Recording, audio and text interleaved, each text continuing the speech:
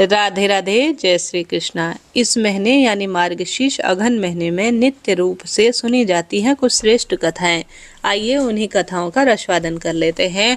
आप जानते होंगे आज का दिन माता लक्ष्मी का दिन है, तो उनकी कथा से ही आरंभ करते हैं। उसके बाद गणपति गजानन की भी कथा और अन्य कथाओं का भी रसवादन करेंगे। मेरे साथ आप सभी बोलिए, ओम नमो भगवते वासुदेवाय, श्री शिवाय नमस्तुभ्यम। आपका दिन शुभ हो, मंगलमय हो, इसी प्रार्थना के साथ इस कहानी का आरंभ करते हैं। कथा अनुसार एक समय की बात है, एक सेठ जी थे। उनके घर पीढ़ियों से धन ऐश्वर्य प्रचुर मात्रा में थी, अर्थात वह धन संपदा के खूब स्वामी थे। परंतु लक्ष्मी जी का स्वरूप तो चंचल है, आज यहाँ तो कल वहाँ। जब उनका मन सेठ जी के घर से भर गया तो वह दूसरे किसी घर में जाने के लिए लालायित हो उठी। एक रात लक्ष्मी जी सेठ जी के सपने में आती हैं। सेठ जी ने देखा लाल वस्त्रों में सजी धजी सुंदर स्त्री उनके घर से निकलकर बाहर जा रही है। सेठ जी उनसे पूछते हैं, देवी आप कौन हो? मेरे घर में आप कब आई और अब हमारा घर छोड़कर कहाँ जा रही हो? मेरे घर आप कब आई और हमारा घर जो है किस स्वरूप में आप इस तरह से जाने का क्यों प्रयत्न कर रही हो? माता बोली, मैं तुम्हारे घर की वैभव लक्ष्मी हूँ। कई पीढ़ियों से मैं तुम्हारे घर में निवास कर रही थी, परंतु अब मेरा मन यहाँ उब चुका है। अब मेरा यहाँ समय समाप्त हो गया है, इसलिए मैं यह घर छोड़कर जा रही हूँ। परंतु मैं तुम पर अत्यंत प्रसन्न हूँ, क्योंकि मैं जितने समय तुम्हारे पास रही तुमने सदा मेरा सदुपयोग किया, संतों के घर में आमंत्रित किया, उनकी सेवा की, गरीबों को भोजन कराया, धर्मात्म हेतु कुएं बनवाए, गौशाला वह प्याऊ बनाकर कुंवारी लड़कियों के तुमने विवाह करवाए, और तुम कथा भागवत भी साथ साथ करवाते रहे, साथ ही अतिथियों का आदर सत्कार भी करते रहे, इसलिए मैं तुमसे खूब प्रसन्न हूँ। अब जाते समय मैं तुम्हें वरदान देती हूँ, तुम जो चाहो मुझसे मांग लो। अब सेठ जी सोचते रह गए कि मैं अकेला क्या वरदान मांगू, मेरी 4 बहुएं हैं, मैं उनसे पूछकर वरदान मांग लेता हूँ। एक दिन का जो है माता लक्ष्मी से वह समय मांग लेते हैं। तब सेठ जी लक्ष्मी जी से कहते हैं, माता मेरी 4 बहुएं हैं, मैं उनसे सलाह मशवरा लेकर आपको बताता हूँ कि मुझे क्या वर चाहिए। लक्ष्मी जी बोली, ठीक है, मैं कल फिर आ जाऊंगी, तब तुम मुझे अपना वर मांग लेना।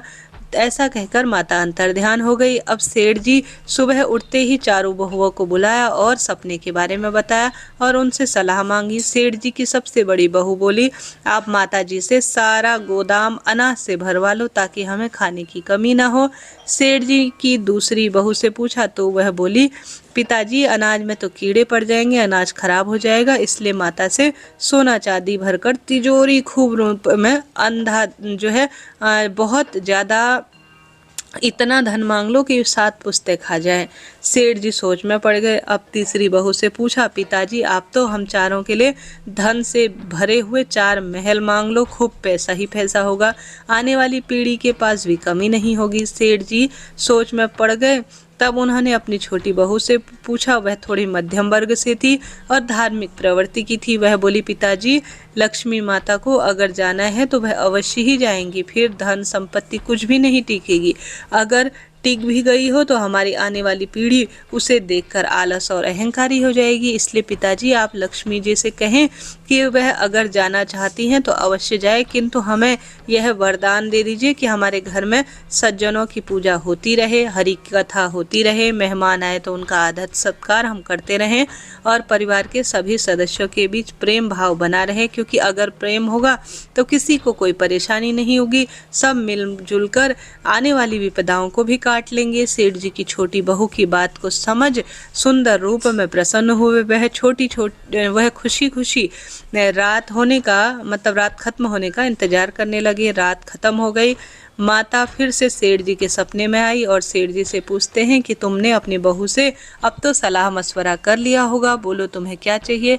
सेठ जी कहते हैं कि हे माते, यदि आप प्रसन्न हैं तो मुझे यह वरदान दीजिए कि मेरे घर में सदैव हरि कीर्तन होता रहे, संतों की सेवा होती रहे, अतिथियों का सत्कार होता रहे और हमारे परिवार के सदस्यों में आपस में खूब प्रेम बना रहे। यह सुनकर माता चौंक जाती है और कहती है, यह तुमने क्या मांग लिया? जिस घर में हरि कथा होगी, संतों की सेवा होगी, साक्षात नारायण निवास करेंगे और जहाँ नारायण वास करेंगे वहाँ मेरा निश्चित रूप से वास होगा। यह वरदान मांगकर तुमने तो मुझे हमेशा के लिए अपने घर में रख लिया दिया और विवश कर दिया। यह कहकर लक्ष्मी जी सेठ जी के घर में स्थायी रूप से वास करने लगी। हे लक्ष्मी माता, जैसे सेठ के घर में हमेशा के लिए आप विराजमान हो गई, उसी तरह इस कथा को कहने वाले, सुनने वाले और हुंकारा उगरने वाले सभी भक्तों के घर में खूब अन्न धन के भंडार भरना, खूब बहुएं पोते देना और बेटों की हमेशा लंबी उम्र करना। प्रेम से बोलिए माता लक्ष्मी की जय। प्रिय श्रोताजनों, गणेश जी की कथा बिना तो हर दिन ही अधूरा है और गणेश जी माता लक्ष्मी के दत्तक पुत्र भी माने जाते हैं। तो सबसे पहले गणेश जी की कथा सुन लेते हैं, उसके बाद अन्य कथाएं भी सुनेंगे जो कि इस महीने में अटूट रूप से परिवार को एक करने वाली, सुख सौभाग्य देने वाली कथाएं हैं। तो पूरा वीडियो सुनिएगा जी, अंत तक बने रहिएगा। बोलिए गणेश जी महाराज की जय। कथा अनुसार एक समय की बात है, एक भाई बहन रहते थे। बहन का नियम था कि वह अपने भाई का चेहरा देखकर ही खाना खाती थी। हर रोज वह सुबह उठती थी, घर का सारा काम निपटाती थी, अपने भाई का मुख देखने के लिए उसके घर जाती थी। एक दिन रास्ते में एक पीपल के नीचे गणेश जी की मूर्ति थी। उसने भगवान के सामने हाथ जोड़कर कहा कि मेरे जैसा अमर सुहाग और मेरे जैसा अमर पीहर सबको देना। यह कहकर वह आगे बढ़ जाती है। जंगल की झाड़ियों के कांटे उसके पैर में रोज चुभ जाया करते थे। एक दिन भाई के घर पहुंची और भाई का मुख देखकर बैठ गई तो भाभी ने पूछा, पैरों में क्या हो गया है? यह सुनकर भाभी को जवाब दिया कि रास्ते में आते हैं तो कांटे खूब चुभ जाते हैं। जब वह वापस अपने घर गई तब भाभी ने अपने पति से कहा, रास्ते को साफ करवा दो, आपकी बहन के पाँव में कांटे चुभ जाते हैं। भाई ने तब कुल्हाड़ी लेकर सारी झाड़ियों को काटकर रास्ता साफ करवा दिया, जिससे कि गणेश जी भी उस स्थान से हट गए। यह देखकर भगवान गुस्सा हो गए और उनके भाई के प्राण हर लिए। लोग अंतिम संस्कार के लिए ले जाने लगे। तब भाभी रोते हुए कहती है, थोड़ी देर रुक जाओ, उनकी बहन आती होगी। जब बहन भाई का मुख देख लेगी तभी वह भोजन करती है, उसका यही नियम है। तब लोग कहने लगे, आज तो देख लेगी, कल क्या करेगी। रोज अपने भाई को मुख देखने के लिए वह जंगल से बहन आई तो रास्ते में देखती है पूरा रास्ता साफ है, सिद्धि विनायक गणेश जी अपने स्थान से हटे हुए हैं। तब उसे जाने से पहले गणेश जी को अच्छे स्थान पर स्थापित किया जहां वह पहले से स्थापित थे। भूल चूक के लिए क्षमा प्रार्थी हुई और कहने लगी, मेरे जैसा अमर सुहाग और मेरे जैसा अमर पीहर सबको देना। ऐसा बोलकर प्रार्थना कर कर आगे निकल गई। भगवान तब सोचने लगे, अगर इसकी नहीं सुने तो हमें कौन मानेगा, भला हमें कौन पूजेगा। तब सिद्धि विनायक जी ने उसे आवाज दी, बेटी इस खेजड़ी की 7 पत्तियां ले जा और उसे कच्चे दूध में घोलकर अपने भाई के ऊपर छींटा दे देना।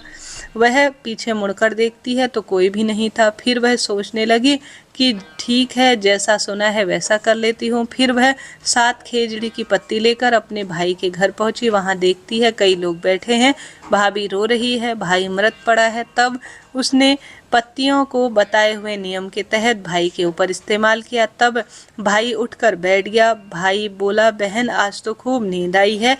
तब बहन बोली, ऐसी नींद किसी दुश्मन को भी ना आए, और उसने सारी बात अपने भाई को बता दी। तो मान्यता है कि जो भी गणेश जी की इस कथा को सुनता है, हुंकारे भरता है, गणेश जी का वंदन करता है, निश्चित रूप से उसकी कथा सुंदर रूप में गणेश जी महाराज सुनते हैं और अन्न धन के भंडार भरते हैं। अब आगे बढ़ते हैं अन्य कथाओं की तरफ। अब अघन महीने में सुनी जाने वाली कृष्ण भगवान की कथा का भी आइए रसवादन कर लेते हैं। यह द्वापर युग की कथा है। भगवान श्री कृष्ण लीला कर रहे थे। गोकुल में एक मोर रहता था। वह नित्य प्रतिदिन भगवान की लीलाओं को देखता और प्रभु की कृपा पाना चाहता था। वह मोर भगवान के द्वार पर जाकर डेरा डाल लिया और भगवान के नाम का रटन लगाने लगा। जब भी भगवान भीतर आते जाते थे, गोविंद गोविंद गोपाल गोपाल रटता रहता था। ऐसा ही करते करते 7 साल बीत गए, परंतु भगवान का ध्यान उस पर नहीं गया। एक दिन वह काफी निराश होकर बैठा और रोने लगा। उसी समय वहां एक मैना उड़ती हुई आई। उसके पास मैना बैठी और रोते हुए मोर की नजर मैना पर पड़ी और मैना ने कहा, मैं बहुत हैरान हूँ कि कृष्ण भगवान के द्वार पर कोई रो रहा है। मोर ने कहा कि मैं पिछले 1 साल से इस छलिया के द्वार पर बैठा हूँ, पर इसकी दृष्टि मेरे पर नहीं पड़ी है। मैं पर इन्होंने मुझे एक बार भी नहीं देखा, इसलिए आज निराश होकर मेरी आंख से आंसू निकल रहे हैं। मैना ने कहा, तुम चिंता मत करो, मैं श्री राधे रानी जी के बरसाने में जा रही हूँ। वह बड़ी दयालु और कृपालु है। तुम मेरे साथ चलना बरसाने में, वहाँ तुम अवश्य ही तुम्हारे जीवन की कामना सिद्ध होगी और तुम्हारी मनोकामना पूर्ण होगी। दोनों बरसाने गए और वहाँ पर सुंदर रूप में विराजे। राधा रानी के द्वार पहुँचते ही मैना ने राधे राधे बोलना शुरू कर दिया, परंतु मोर वह तो राधा रानी के द्वार पर भी पहुंचकर अपने प्रिय को नहीं भूला और वहाँ भी वह गोविंद गोविंद कृष्णा कृष्णा कहकर मुख से संबोधित कर रहा था। तभी राधा रानी दौड़ कर आई और मोर को अपने हृदय से लगा लिया और पूछा, हे मोर, तू कहाँ रहने के लिए आया है? तब मोर बोला, जय हो राधा रानी की, आज तक किसी ने नहीं सुना, पर आप तो करुणामयी हो, तुरंत आज देख ही लिया। राधा रानी बोली कि कैसे नहीं देखती, तुम तो मेरे गोविंद का नाम ले रहे हो। तो वह बोली, आज कैसे तुम बरसाने आए हो? तब वह बोला, मैं श्री कृष्ण भगवान के द्वार पर 1 वर्ष से पड़ा हुआ हूँ, कृष्ण कृष्ण कहता हूँ, आना तो दूर एक नज़र भरकर कृष्ण जी ने देखा तब नहीं। तब राधा रानी ने कहा, अरे नहीं मेरे कृष्ण ऐसे नहीं हैं, अब तुम जाओ और जाकर फिर से उनके द्वार पर आवाज़ लगाओ, परंतु इस बार राधे राधे बोलना। मोर ने राधा रानी की बात मानी और तुरंत वहाँ से गोकुल आ गया और आते ही रटने लगा, राधे राधे राधे राधे।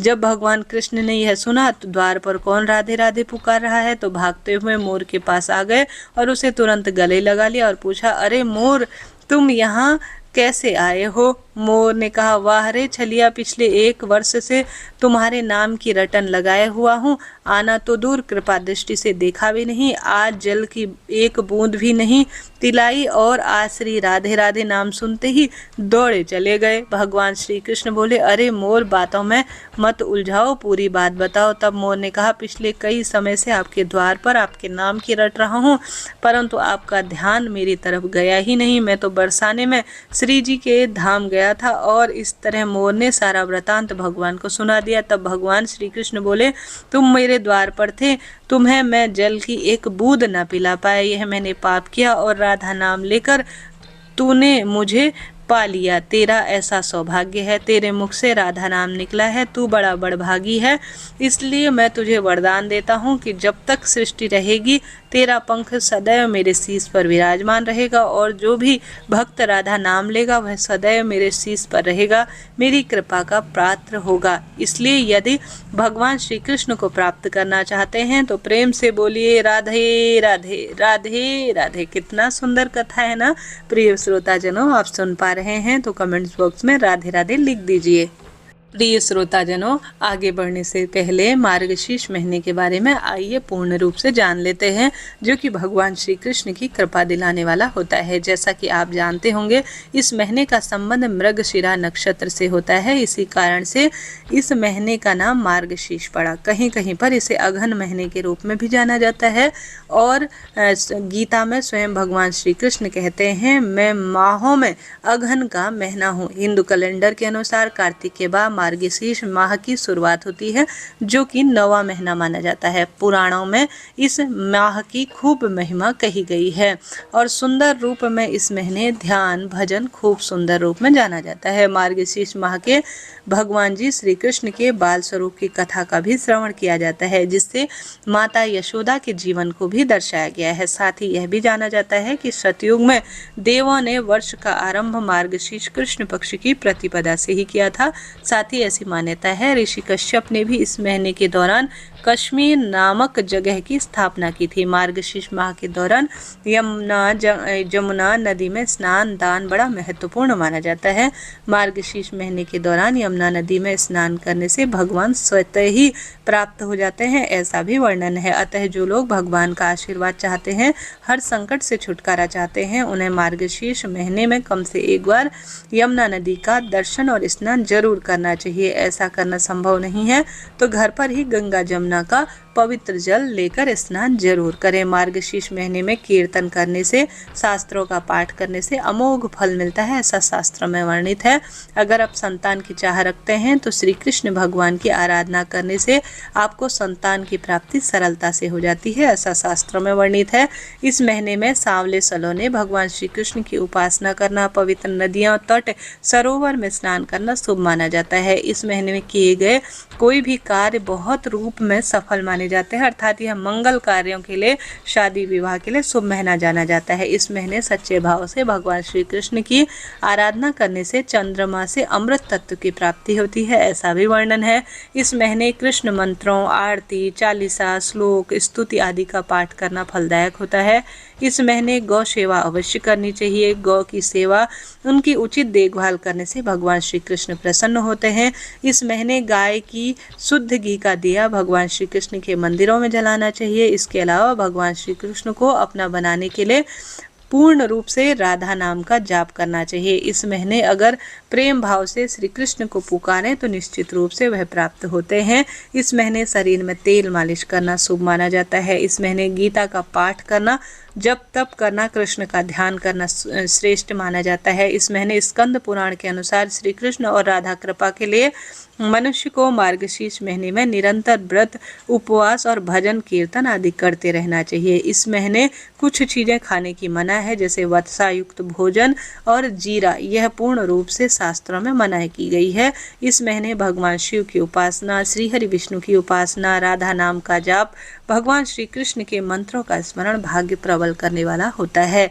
इस तरह से शास्त्रों में इस महीने की महत्वता कही गई है। प्रिय श्रोताजनों, इसके साथ साथ इस महीने कई तरह की सुंदर कथाओं का वर्णन मिलता है। आपको आनंद आ रहा हो तो कमेंट्स बॉक्स में राधे राधे जरूर लिखिएगा। अब एक और सुंदर कथा सुन लेते हैं जो कि माँ अन्नपूर्णा से जो जानी जाती है।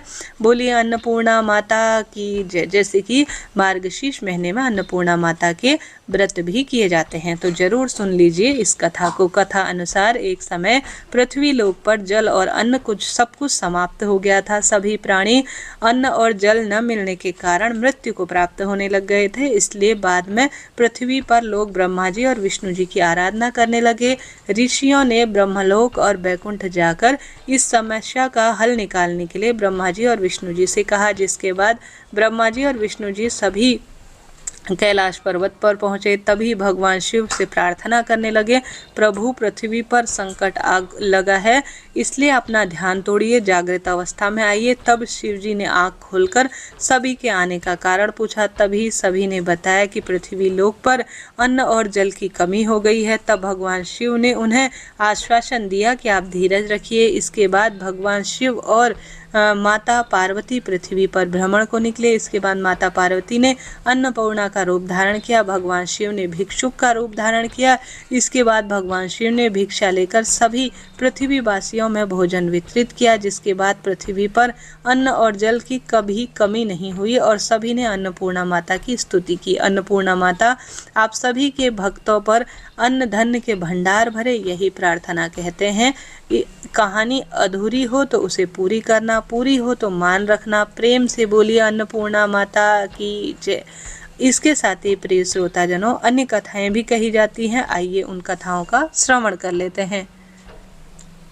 यह कथा धर्मराज जी की है, जिसे सुनने मात्र से सब कामना सिद्ध हो जाती है। बोलिए धर्मराज जी की जय। बहुत पुरानी बात है। एक गांव में दो सेठानियां रहती थी। बड़ी सेठानी के पास बहुत सारा धन था, लेकिन स्वभाव बड़ा कंजूस था, वह घमंडी थी। लेकिन छोटी जेठानी के घर में धन कम था, लेकिन सरल स्वभाव की थी, सबकी मदद भी करती थी। साथ ही धर्म कर्म के काम कर कर लोगों की मदद करके समय व्यतीत करती थी। हर रोज सुबह स्नान के बाद तुलसी पीपल सींचती, भगवान के मंदिर जाकर पूजा पाठ करती और वहीं धर्मराज जी की कहानी का नियम भी लिया करती थी। यह सब देखकर बड़ी सेठानी हंसती थी और कहती थी, यह तो फालतू कामों में अपना समय व्यतीत करती है। ऐसे ही दिन बीतते गए और दोनों सेठानियां बूढ़ी हो गई और एक दिन दोनों की मृत्यु हो गई। छोटी सेठानी को लेने के लिए धर्मराज जी ने अपना विमान भेजा और बड़ी सेठानी को दूत मारते हुए ले जाने लगे। रास्ते में बड़ी सेठानी ने कहा कि मुझे भूख लगी है। तब दूत बोले कि यदि तुमने अपने संपूर्ण जीवन में किसी को खाना खिलाया हो तभी हम तुम्हें खाना देंगे, अन्यथा कभी नहीं देंगे। थोड़ी देर बाद उसने फिर से कहा मुझे प्यास लगी है। तभी दूतों ने कहा यदि जीवन में किसी प्यासे को पानी पिलाया है तभी हम तुम्हें पानी देंगे, अन्यथा नहीं देंगे। इस प्रकार उसने पानी भी उसे नहीं मिला। आगे रास्ते में कांटे चुभने लगे, तेज गर्मी पड़ने लगी, लेकिन दूत उसे घसीटते हुए ले जा रहे थे। अब बड़ी सेठानी बड़ा पछतावा करने लगी कि मेरे पास सब कुछ होते हुए भी धर्म कर्म का कोई काम नहीं किया। कठिनाइयों के बाद वह धर्म नगरी पहुंची। वहां जाकर उसने देखा छोटी सेठानी सोने के सिंहासन पर बैठी है और उसके पास तरह तरह के व्यंजन है और 4 दासियां चवर ढुला रही हैं। छोटी सेठानी के ठाट बाट देखकर बड़ी सेठानी बड़ी पछताई और बोलने लगी, प्रभु मुझे 1.15 पहर का समय दे दीजिए, मैं वापस अपना दंड भोग लूंगी। बड़ी सेठानी के बार बार आग्रह करने पर धर्मराज जी बोले ठीक है। बड़ी सेठानी के शरीर में वापस प्राण डाल दिए, वह धरती पर आ गई। पंडितों को बुलाकर धर्मराज जी की कथा सुनी और सब प्रकार के दान करे, उद्यापन करा। उद्यापन में 13 पाव ज्वार, आदमी व औरत के वस्त्र, सुहाग सामग्री, छावड़ी, भगवान की मूर्ति, वेट, स्वेटर, मोजे, कंबल, तिल के लड्डू, सोना चांदी सामान, सिंहासन, आसन, लोटा, डोरी, कथा की किताब, छतरी, लालटेन, चप्पल, जपमाला, सारी वस्तु धर्मराज जी के उद्यापन में दान दी। साथ ही ब्राह्मण ब्राह्मणी को जोड़े से जिमाकर दक्षिणा दी और मीठे वचनों से उन्हें विदा किया। इतने में समय पूरा हो गया। अब की बार बड़ी सेठानी सुंदर रूप में महाराज जी के पास गई। तब उन्हें स्वर्ग लोक में स्थान प्राप्त हुआ। हे धर्मराज जी महाराज, जैसे आपने उन देवरानी जेठानी पर सेठानी पर कृपा करी, उसी तरह से सभी भक्तों पर खूब कृपा करना। कहानी अधूरी हो तो उसे पूरी करना, पूरी हो तो उसे मान रखना। सबके नित्य नेम और नियम के व्रतों को पूर्ण करना। प्रेम से बोलिए धर्मराज जी की जय। प्रिय श्रोताजनों, इस तरह से मार्गशीर्ष महीने में सुनी जाने वाली सभी कथाओं का मैंने आपको रसवादन कराया। जरा सा भी वीडियो आनंद रूप में रहा हो तो वीडियो को लाइक करें, शेयर करें और इस वीडियो को आप सभी के साथ शेयर कर जय जय श्री राधे लिखना ना भूलें। कौन सी कथाएं सुनना चाहते हैं यह भी जरूर बताइएगा। राधे राधे।